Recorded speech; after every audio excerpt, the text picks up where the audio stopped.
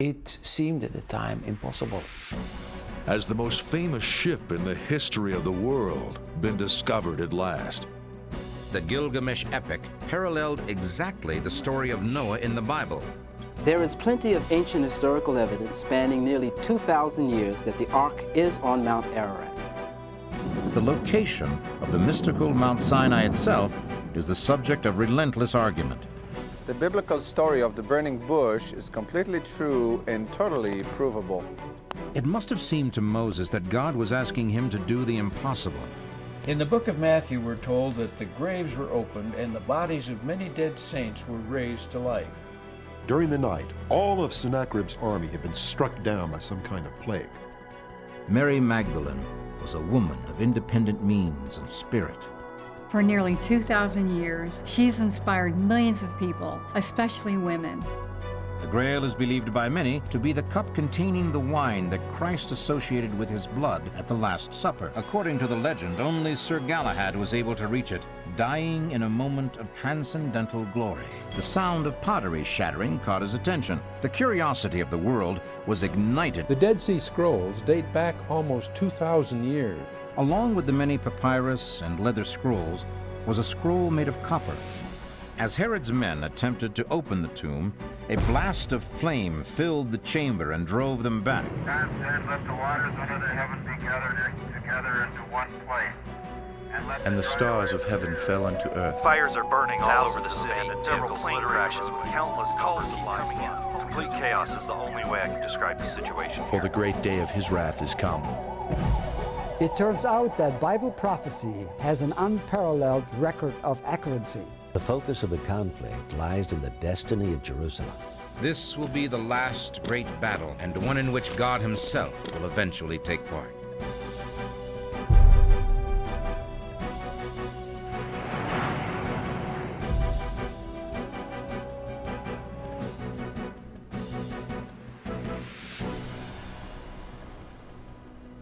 You'll be amazed at what has been discovered.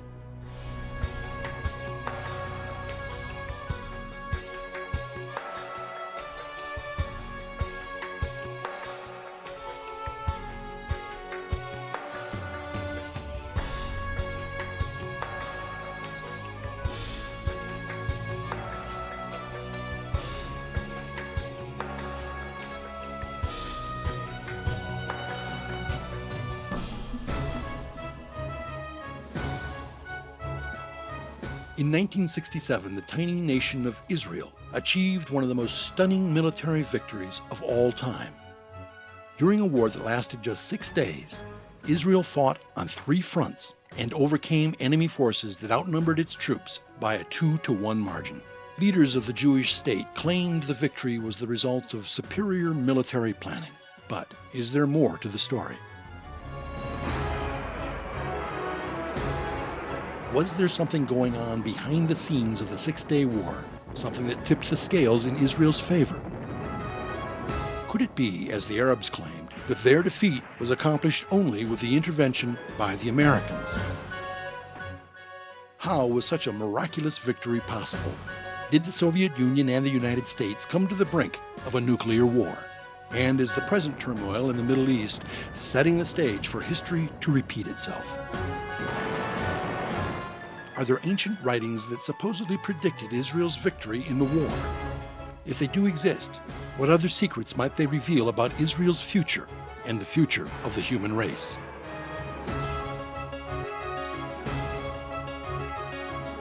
How did Israel win the Six-Day War? Was it a military marvel or a miracle?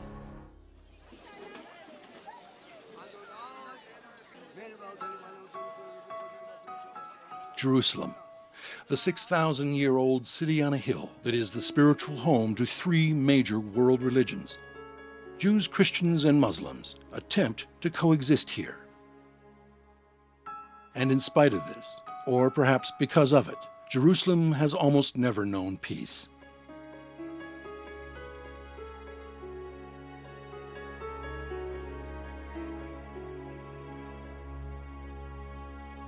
And so it may seem strange to wonder about the significance of one confrontation that happened more than 30 years ago. But the Six-Day War was much more than just another conflict in a long string of battles. There was a lot more at stake in the Six-Day War than just the security of Israel. New evidence has come to light that reveals that the Soviet Union planned to invade Israel to help the Arabs. When Washington found out, it threatened to retaliate.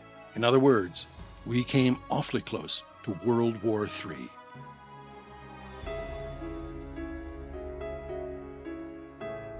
Israel's win over the Arab forces was so swift and so complete that it left the world to wonder how could a country the size of New Jersey win a war against the Arab armies that were backed by the Soviet Union and do it within such a short time.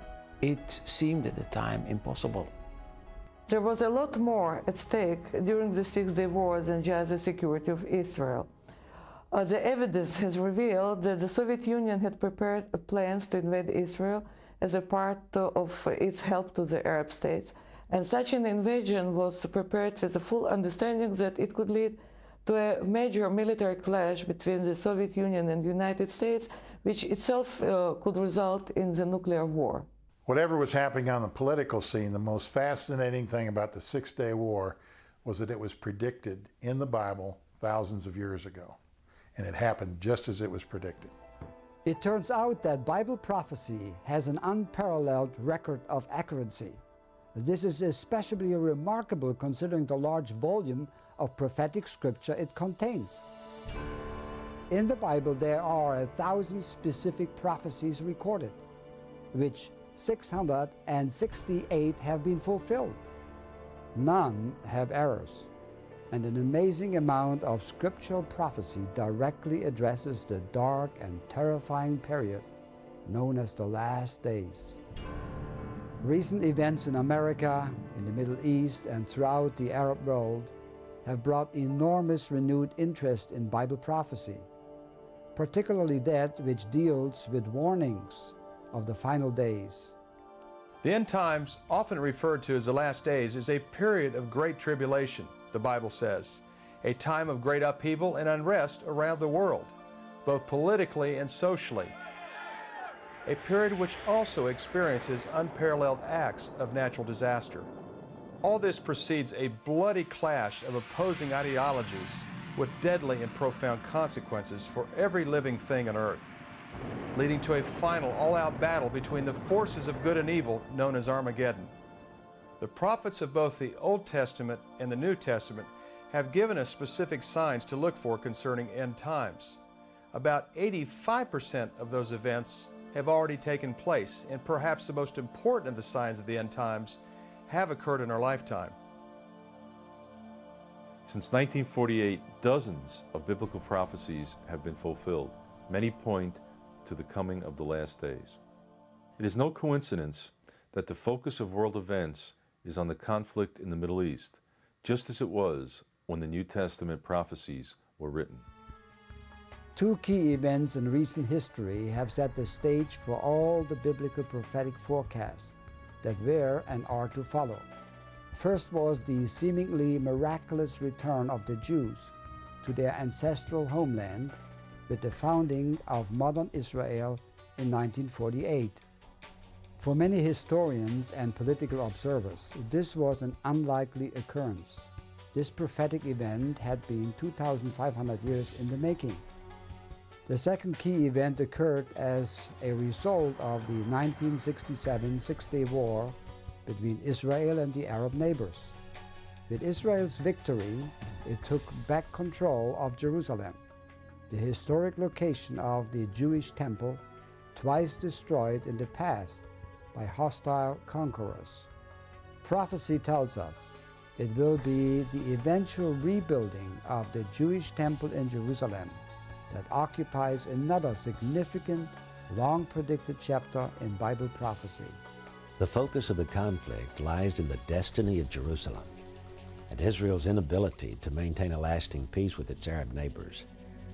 Points up the prophecy in Luke 21:24 that Jerusalem will be trodden underfoot of the Gentiles until the times of the Gentiles be fulfilled.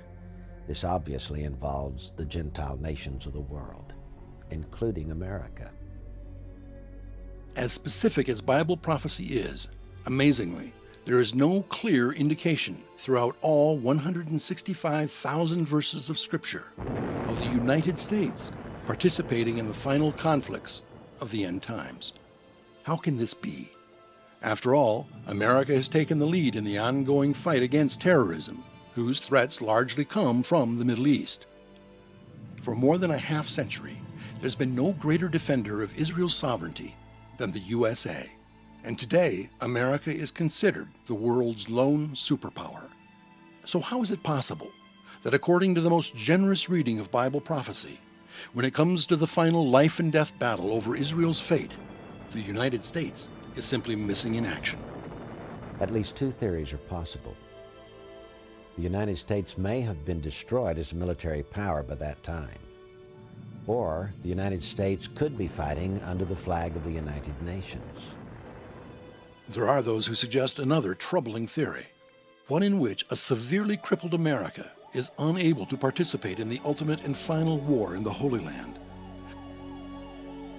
A theory that also seems to be supported by much prophetic scripture. In biblical prophecy, the tribulation period is characterized by increasingly severe natural disasters as the world approaches the end times.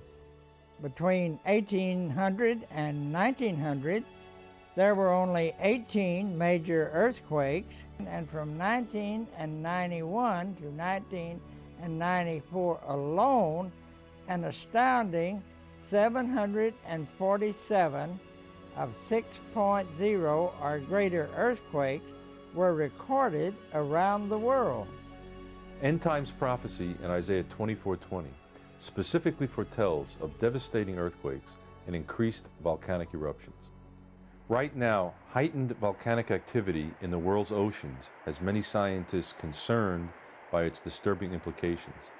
Under these circumstances, rushing to war in the Middle East would hardly be an option.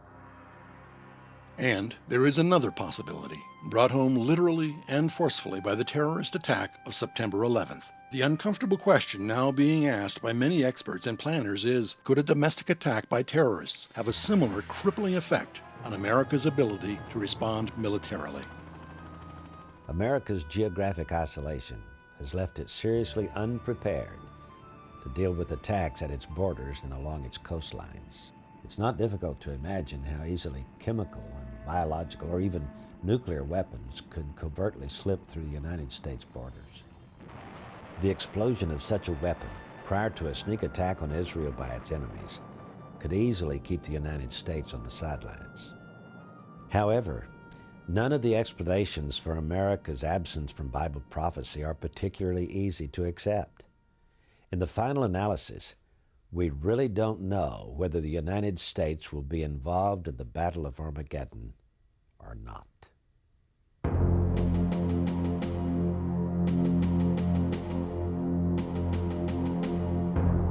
There are many questions that beg for answers, and the more we delve into the history of the conflict, the more unexplained events come to the surface. Events that seem to be working in Israel's favor, like the strange circumstances surrounding Israel's first surprise airstrike against Egypt. The Israeli Air Force destroyed in a matter of hours 11 Egyptian air bases and most of the Egyptian Air Force. One should remember that with 4 Egyptian bases in Sinai, the Egyptian MiGs could be over the skies of Tel Aviv within a matter of 7 minutes. Israel was so successful, some military analysts say, that the war was actually won in the first few hours. And yet, Egyptian air power was significantly greater than that of the Jewish state. So how did Israel pull it off? Israel had planned a brilliant raid, which, if successful, would virtually assure them victory. They timed the attack so that all the 11 air bases would be hit at the same time. The raid was an unqualified success that made it impossible for the Egyptian Air Force to menace any city in Israel. Most historians will tell you that Israel's success in the Six-Day War was due largely in part to the first airstrike. But the success of that attack hinged on an unexplained event, part of the miracle of the Six-Day War. The Israelis conducted the raid early in the morning, around 8 a.m. the Israelis anticipated that the Egyptians would be having tea at that hour, so they wouldn't be expecting an attack. But just in case they were wrong, Israeli jets flew in low over the Mediterranean Sea to avoid the enemy radar. At that point, the Egyptians should have detected the enemy fighters, but they didn't. Nothing happened. The Israelis were amazed, but continued on their mission to the air bases in Egypt. There they received another shock.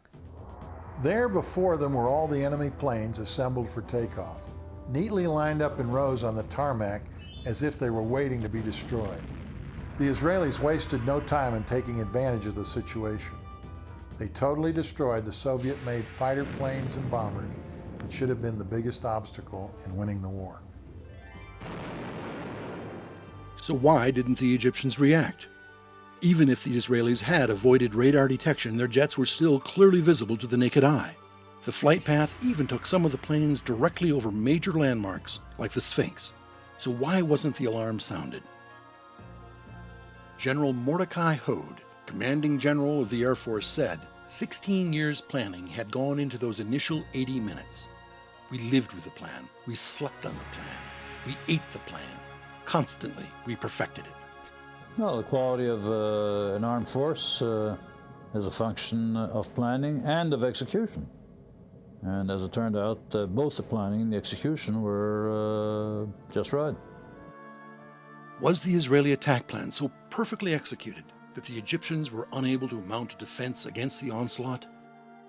The reason the Egyptian Air Force wasn't prepared for an airstrike is they were ready to launch their own airstrike, and they were in having a victory breakfast. This was to be a huge party celebrating the annihilation of Israel, and they got caught with their planes on the ground. And even if they could not defend themselves, the Egyptians could have alerted their Arab allies so that a counterattack against Israel could be launched. But they didn't. Many experts say that the outcome of the war would have been different if the Arabs had reacted in time. So why did the Egyptians remain silent? During the Egyptian airstrike, only 12 fighting aircraft were left at Israel's Tel Aviv air bases. This left them extremely vulnerable. If Egypt's Arab allies had counterattacked, they would have been finished. And yet, nothing happened. Why? Strange as it seems, the answer may lie in the roots of an ancient conflict.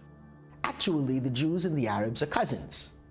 The founder of the Jewish people, Abraham, had two sons. One was Isaac, and the other was Ishmael. Isaac, who continued the Jewish line, Ishmael, who began the Arab line. And the fact also is that God promised Abraham that his descendants would be as numerous as the stars of the sky. He also promised that the land stretching from the Sinai Desert north and east to the Euphrates River would belong to his descendants. But this was at the end of the days, in God's good time. It is absolutely forbidden for the Jews, the Israelites themselves, to force innocent people out of their homeland. Abraham questioned how it was possible for him and his wife Sarah, both beyond childbearing age, to have a son. But there is one guarantee and only one guarantee. It's called a covenant that God makes with the Jewish people, and that is that we will continue into history and never be destroyed. Therefore, God does the impossible biologically, and Abraham and Sarah have an heir. God's plan as related in the biblical text is pretty straightforward. But problems arose when Sarah, Abraham's wife, doubted God's ability to give her a son. So she gave Hagar, her maidservant, to Abraham, and she bore him a son named Ishmael. He is the ancestor of the Arabs. Several years later, God did fulfill his promise, and Sarah herself gave birth to a son, whom she named Isaac. Now, according to the Bible, this was the child through whom God promised to fulfill his covenant, and who became the ancestor of the Jews. The Bible predicted that there would be a continuing conflict between the Arabs and the Jews. In Genesis 16:12, we find this ominous prophecy concerning Ishmael's descendants, the Arabs. His hand will be against everyone, and everyone's hand against him, and he will live in hostility toward all his brothers. I think there's no doubt this prophecy has been and is still being fulfilled. Thus the conflict between Jew and Arab was born, and it continues even to this day. So who is the rightful owner of the land God promised to the descendants of Abraham? The Arabs insist that the birthright belongs to them. The Jews make the same claim. But the Arabs have taken the argument a step further. They believe that Israel not only has no right to the land, they have no right to exist at all. So deep is the divide between Arab and Jew that immediately before the Six-Day War began, the Arabs left no doubt as to their goal. If the Egyptians' goal was to destroy Israel, there would seem to be no logical explanation for their inaction on the first day of the war. So why didn't they sound the alarm as soon as the Israeli air raid began? Prior to the war, the Egyptians made some bold statements. And they say that they're going to destroy the state of Israel. The Arab world was cheering them on. And when they were defeated, it took them a very long time to digest the fact that their plans came so abruptly to an end. The Egyptians were supposed to be leading the charge, but they had this incredibly humiliating defeat. There was no way they wanted that information to leak out, so they lied. They claimed victory. How could the Egyptians have made such a serious blunder? Was pride the real reason that Egypt refrained from informing its Arab allies of Israel's destructive air raid? And even if this were true, why didn't the Egyptians sound the alarm and launch their own planes as soon as they saw the Israeli jets approaching? What was it that kept the Egyptian planes on the ground? Is the answer hidden in a top-secret conspiracy that remains under wraps even to this day? Could it be that the world was literally on the brink of nuclear war? The Six-Day War began on June the 5th, 1967, with the Israelis pulling off a devastating and miraculously successful airstrike against Egyptian Air Force bases. Strangely enough, the Egyptians put up little or no fight in response to the attack. Stranger still, when you consider that the Egyptians themselves had set the stage for war just a few weeks earlier. They, more than anyone, should have been ready. On May 23, 1967, Egyptian President Nasser announced that he was closing the Gulf of Aqaba to Israeli shipping. Overnight, the key Israeli port of Eilat became a virtual ghost town. The Israelis were cut off from their main access to East Africa, Asia, and the Persian Gulf oil they desperately needed to survive. This undeniable act of war was the spark that would ignite the powder keg. The Arab world was definitely united in its hatred for Israel, but that didn't mean they completely trusted each other. Nevertheless, when Nasser shut down the Gulf of Aqaba, Arab leaders throughout the Middle East flew to Cairo to sign military pacts with Egypt.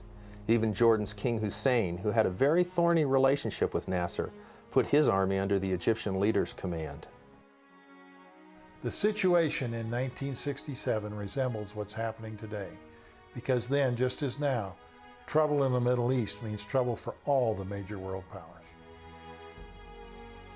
Israel's Deputy Prime Minister, Abba Eban, immediately set out to rally the support of Western leaders, including President Johnson and French President Charles de Gaulle. During the Six-Day War, the relationship between the United States and the Soviet Union was pushed almost to the breaking point. For the first time since the Cuban Missile Crisis of 1962, a message had been received over the Moscow-Washington hotline. The Soviets were threatening military action to prevent Israel's total victory in the conflict. Of course, the United States could not tolerate the Russian threat to invade Israel. If they did so, it would mean the United States would have to retaliate, which would mean nuclear warfare. In June 1967, a young Soviet officer, Yuri Khripunkov, was serving on board of anti-submarine ship in Mediterranean. According to Khripunkov, he was ordered to raise and command a 30-man detachment for landing on the Israeli coast. President Johnson immediately cleared the American Sixth Fleet for action in the Mediterranean, and Russia sent 10 warships in from the Black Sea to the same location. Of course, very few people knew what was really happening, but the potential for nuclear war was really there. The storm clouds of war were gathering faster than anyone could have predicted. Two of the world's superpowers with the ability to wage nuclear war had become entangled in the mess. And yet somehow, the impending catastrophe was avoided. The question is, how? How did Israel achieve the total victory they sought, and yet avoid starting a nuclear war? After the conflict ended, the Arabs blamed their defeat on a conspiracy in which the United States was a key player. But why didn't the Soviets get involved as they had threatened? Is it possible that they were involved in a conspiracy of their own? And does this account for Egypt's lack of response to Israel's airstrike on the first day of the war? One of the main reasons the Egyptians were gearing up for war was because they were under the mistaken impression that the Israelis were massing troops along the Syrian border. As the conspiracy theory goes, false information was leaked to Egypt in order to make them believe that Syria was being threatened. By doing so, the Egyptians would be enticed into responding. Some Arabs believe that the Americans aided in this conspiracy by deceiving the Egyptians into believing that the United States would restrain Israel and Israel would not strike until after a political solution had been reached to the crisis. Well, Egypt fell into the trap and began sending troops to Syria. This then gave Israel an excuse for launching the preemptive strike against Nasser. And so it would seem that the United States and Israel may have been working together behind the scenes. But was America responsible for feeding false information to the Egyptians? Or could it have been someone else, someone more unexpected? Is it possible that Egypt's most powerful ally, the Soviet Union, was in fact double-crossing them? In late May of 1967, Egyptian President Nasser was receiving what he believed to be reliable information about Israeli troop movements. These secret reports informed him that Israel was massing troops on the Syrian border, an action that Egypt would not tolerate.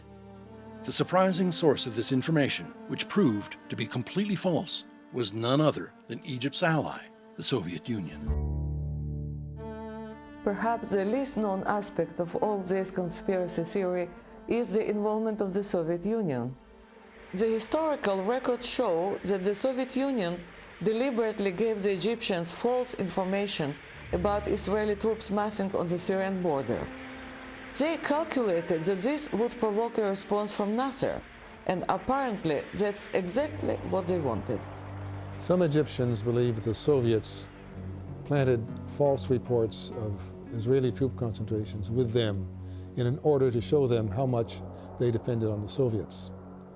From the Israeli point of view, there are some who believe that this was an attempt by the Soviets to start a war which would result in the destruction of Israel. The reason that the Russians supplied false information to the Egyptians is because this was an opportunity to achieve their objective to dominate the Middle East. Israel was a mini superpower in that area. And so they felt they could control the Arab nations, so they supplied all of the weapons, the tanks, the planes, and trainers to accomplish this task to dominate that area. To this day, senior former Soviet officials insist that it was not they who gave that information to the Egyptians, but the Egyptians who gave it to them. Having said that, though, one can see how the Soviet Union in the 1960s had an interest in fomenting unrest in the Middle East and opening a second front against the West in addition to Vietnam. The plan worked perfectly. When Egypt received the false reports from the Soviets, Nasser immediately began massing troops on the Syrian border.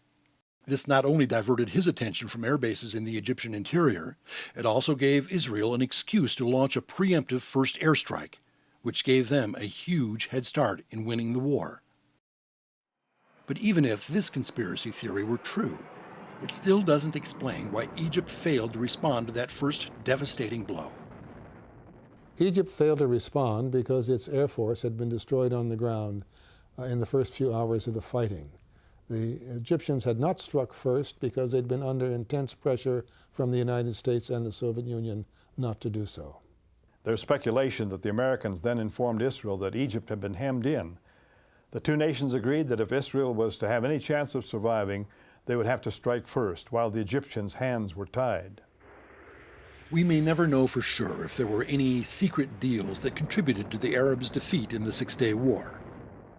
But even if there were some truth to these theories, it would fail to explain the many other mysterious events that happened in the midst of battle. As the Israeli tanks moved into the Sinai Peninsula, the Egyptians seemed to be playing right into their hands. For example, there are accounts of the Egyptian tanks fleeing without being hit or firing around. Even stranger were the unexplained desertions of surface-to-air missile bases. The Egyptians abandoned military hardware, most of it Russian-made, worth well over $1 billion. Even complex radar guidance equipment had been left in operational order. It's not unusual for troops to retreat in the face of an advancing army. What is unusual is for thousands of troops to leave behind massive amounts of military material, billions of dollars worth, without any attempt to disable that material. This happened several times during the course of the Six-Day War. What made the enemy withdraw so quickly? Is it possible that they experienced something so frightening that they had to retreat even before they could make sure their own weapons did not fall into enemy hands? And do these events suggest that Israel had some kind of secret weapon that helped them win the war? After their defeat in the Six-Day War, the Arab leaders were criticized by their friends and allies. How come their armies were defeated so easily, so quickly by the Israeli defense or combat forces? Political and military leaders of the Arab states claimed after the war that the Israelis used secret weapons. Egyptian President Nasser continued to blame Egypt's defeat on American intervention in the conflict. So, is it possible that the United States furnished Israel with a secret weapon and kept it quiet for all these years? Well, it's certainly not unusual for a weapon of mass destruction to turn the tide of war. And we all know that the atomic bomb is a perfect example. During World War II, the Japanese had vowed to fight unto the death. But when the United States unleashed their nuclear power on Hiroshima and Nagasaki, the Japanese had no choice but to surrender. Of course, when the United States dropped the atomic bomb, it was no longer a secret, and it proved that the United States not only had it, but was ready to use it. But what kind of secret weapon could Israel have unleashed in complete silence upon the unsuspecting Arabs? If such a thing were possible, it wouldn't be the first time in the history of this embattled nation. The biblical writings are filled with many battles, battles that in the main the Israelites won. They won them not because they were more numerous than their enemies, not because they were stronger than their enemies, but because they had a very important secret weapon, the Ark of the Covenant. To the Israelites, this was the dwelling place of God.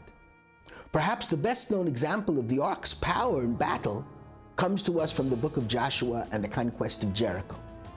The Lord told Joshua to have his soldiers march around the city for 6 days and to carry the Ark of the Covenant before them. On the 7th day, they marched around the city again.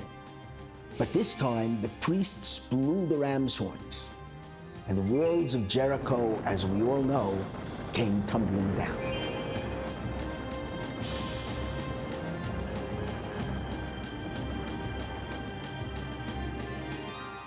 The Ark of the Covenant was lost thousands of years ago, so there's no way it could have played a part in the victory. But I think if there was a secret weapon, it was most likely supplied by the United States. The Americans probably supplied some intelligence information to the Israelis, but they categorically deny that they did anything more than that. Allegations that there was a secret weapon of some sort were completely unfounded.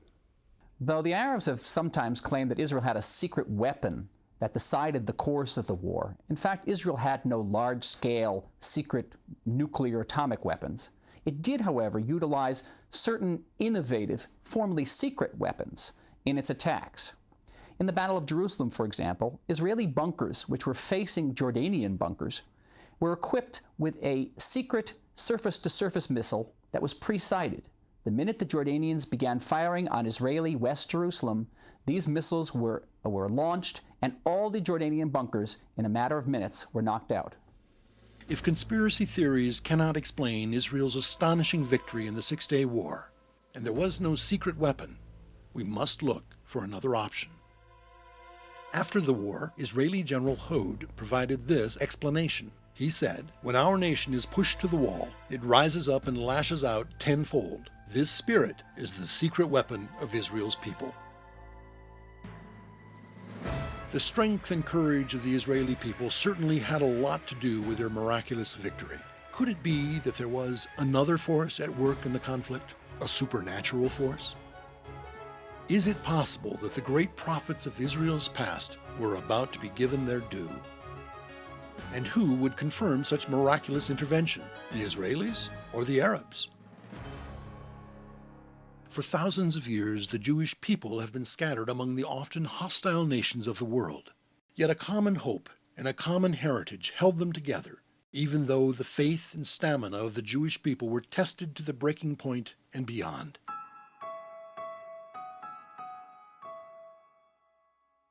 Perhaps because of this, the collective spirit and resolve of the Israelis has been hardened into iron, making them some of the fiercest warriors on earth. Does this explain how they overcame tremendous odds to win the Six-Day War? Perhaps, but there may also be another explanation. I'm convinced that there was divine intervention in the Six-Day War. When you compare the two armies and see the size of the number of soldiers as well as the buildup of machinery, you know that it couldn't have possibly happened without some outside help. Israel was one nation against a sea of Arab states. It certainly looked as if we would lose, hands down, and cease being a nation amongst nations. When we won, and especially when we liberated the holy city of Jerusalem, there was no question in our minds that this was a war, a victory designed by God. There are several events that took place during the Six-Day War that are very difficult to explain. They seem to be in the area of the supernatural rather than the natural. They always seem to be working in favor of Israel. A female corporal was riding in a jeep with the regimental commander of an armor unit when she saw immediately in their path a tremendous fire that leaped up. The commander could see nothing, and the girl, thinking his sand goggles were covered with dust, yelled to him to swerve aside. He was convinced of danger because he knew the girl well enough to trust her judgment, though he couldn't see anything in their path. Still, he swung away into another opening that appeared between the sand dunes. The column of vehicles behind them followed. Only one Jeep continued on the original path. All of a sudden, there was a terrific explosion and fire. The Jeep that had stayed on the road had driven straight into an Egyptian minefield. Is this just a fortuitous example of the desert sand playing tricks on someone's eyes? Or did the corporal actually see a vision that warned her of the danger ahead? More importantly, why was this war filled with so many examples of unexplained events that worked in Israel's favor? Israel is a miracle, and how God appears in the fields of battle along the history of 4,000 years is a miracle.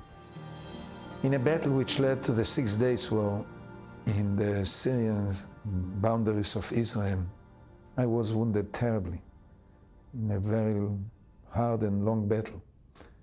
A tank drove over my body and I lay in the field of battle, almost dead. I had few minutes to live.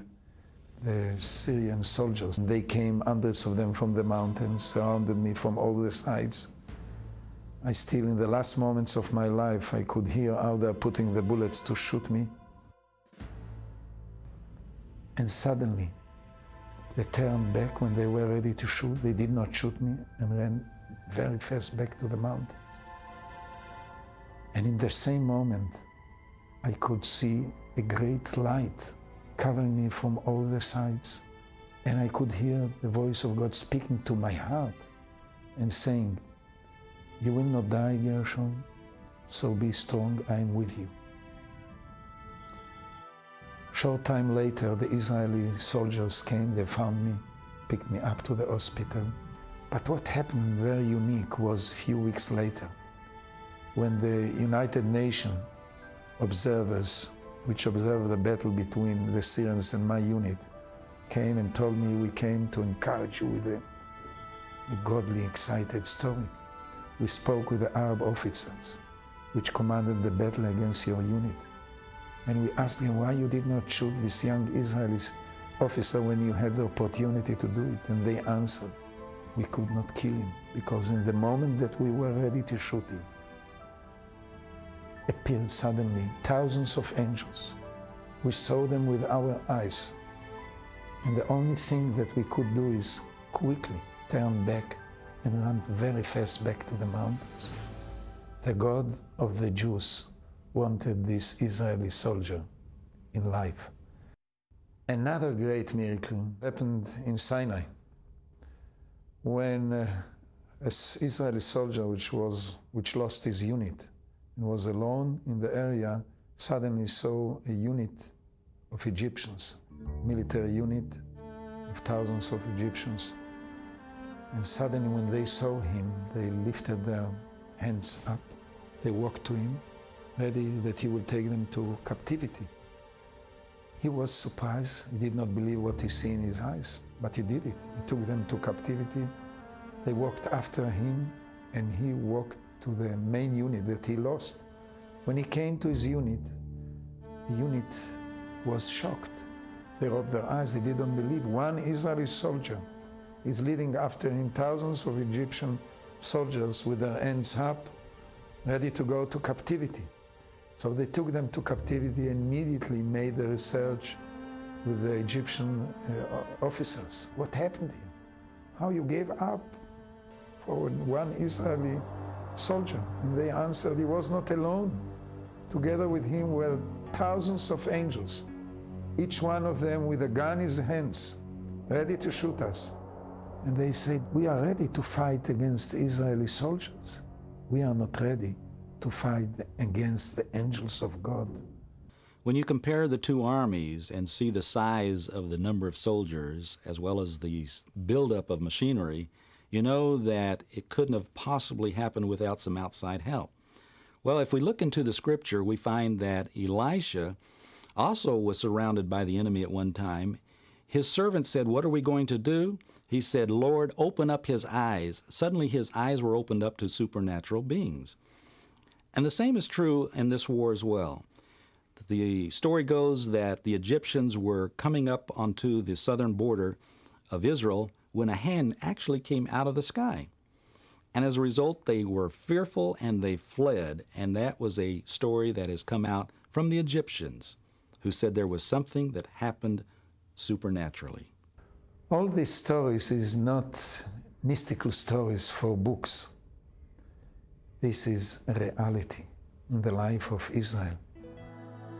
The Six-Day War was filled with bloody battles over land that both sides claimed as their own. When the conflict began, Syria controlled the Golan Heights, and Egypt had the Sinai Peninsula, including the Gaza Strip.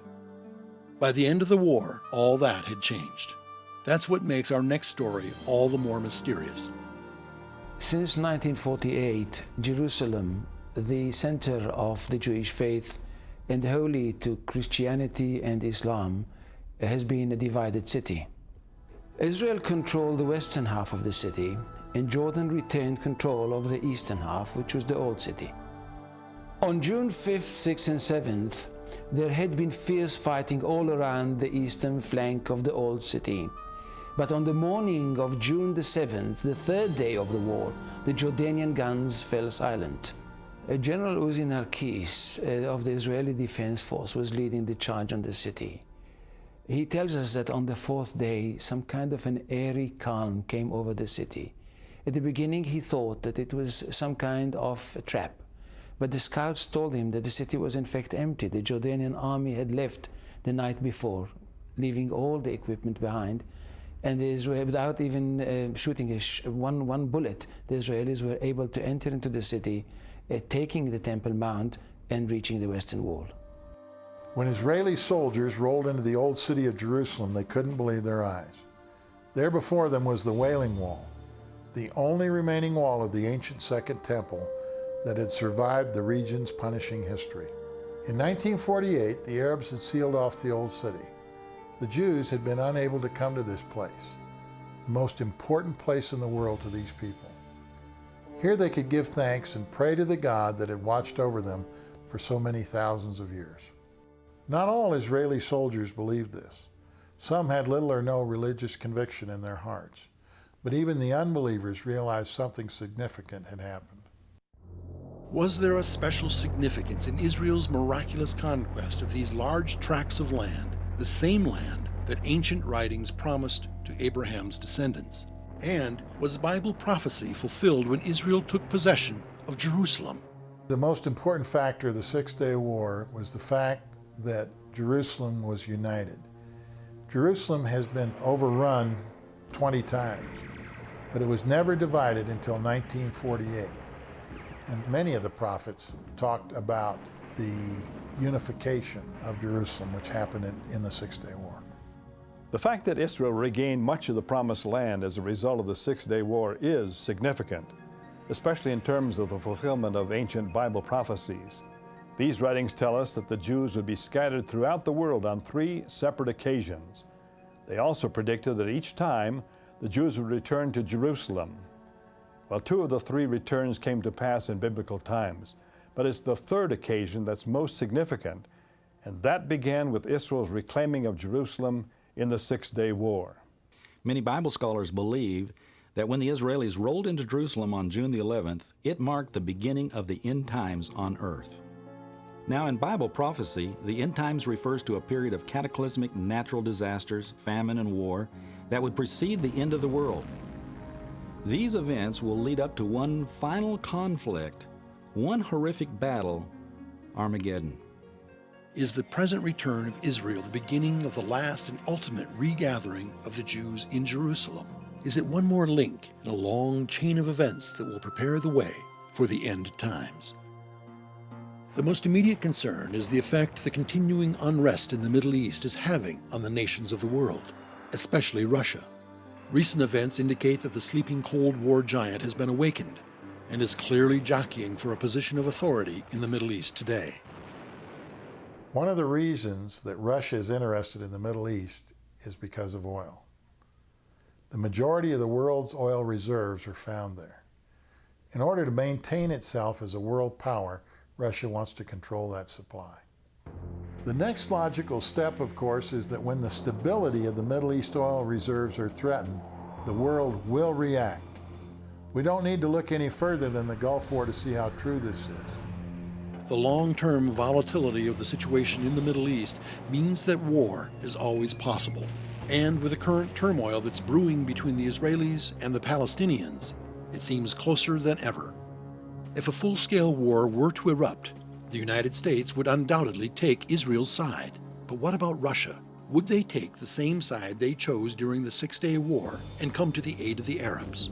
And if a conflict erupts between nations that possess nuclear weapons, might we witness the destruction of the world as we know it? In other words, the apocalypse. When the Cold War ended and the Soviet bloc splintered, it didn't take long for its influence in the Middle East to recede. Then in the early 1990s, Russia decided to return to its traditional stance in the Middle East, pursuing an independent policy. In many cases, this involved supporting regimes that were regarded as rogue states by America.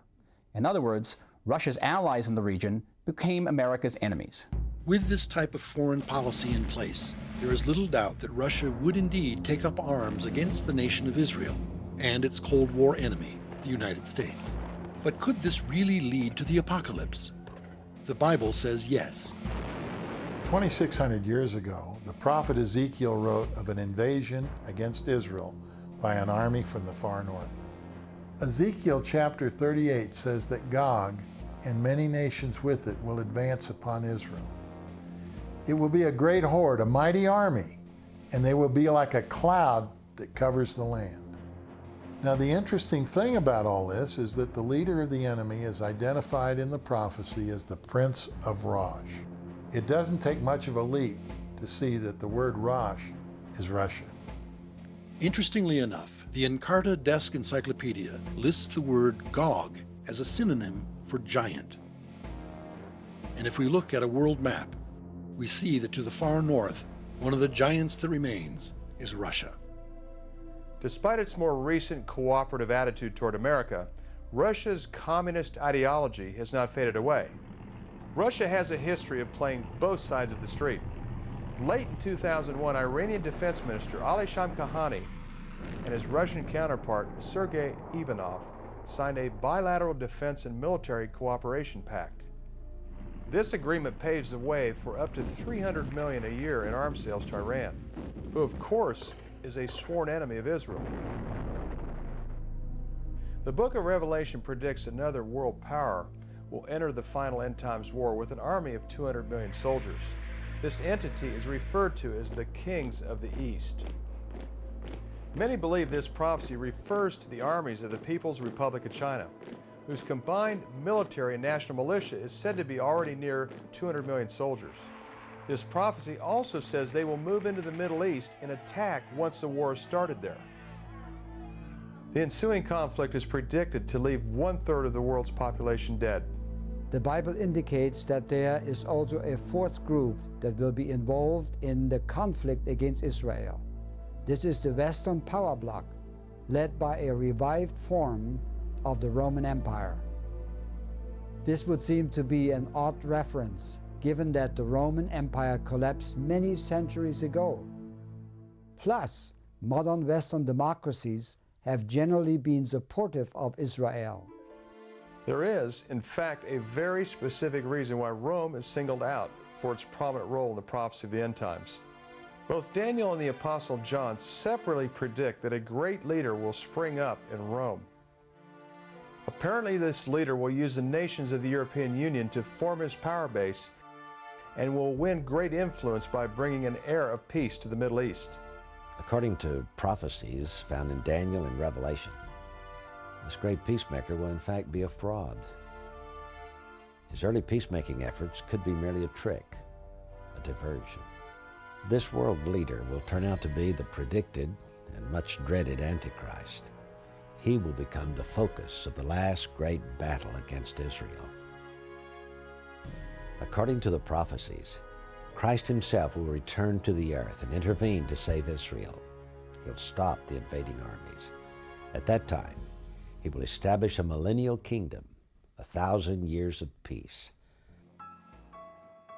In recent years, attempts to bring lasting peace to the Middle East have continued, but more often than not, they crumble under the weight of the ancient conflict.